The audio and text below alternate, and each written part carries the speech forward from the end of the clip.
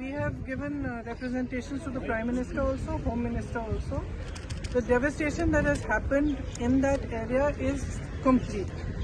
It is a small area in which whatever was in the way of the river, when the river changed course, it has taken away.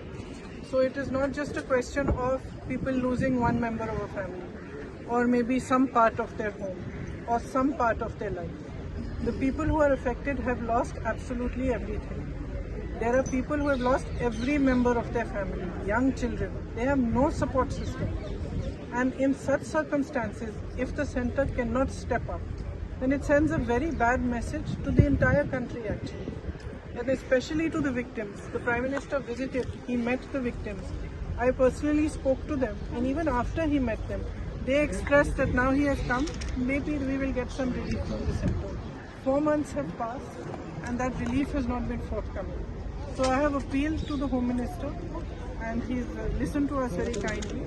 I have appealed to him that we rise above politics and truly recognize the pain and the suffering that these people have gone through. Because the suffering is immense. As I said, there are children who have lost every single member of their family. Who can they turn to if they cannot turn to Government of India, if they cannot turn for any help or assistance? Houses have been washed away. Everything has been washed away. So it is just on behalf of all the MPs of Kerala, it was our appeal to them that they should consider this very seriously and be more forthcoming with the relief so that these people can rebuild their lives. Ma'am, home minister ने क्या आप लोगों को कहा, और कल बताया जा रहा है कल शाम तक उन्होंने कहा कि कुछ डिटेल्स देंगे, क्या उन्होंने कहा है? कि जो किया गया है और जो हो सकता है उन दोनों चीज़ों की डिटेल हमें कल शाम तक दे देंगे। तो हमने ये इच्छा व्यक्त की कि जितना भी हो सके वो कर पाए, करें, क्योंकि स्थिति वहाँ पे काफ़ी खराब है। Thank you.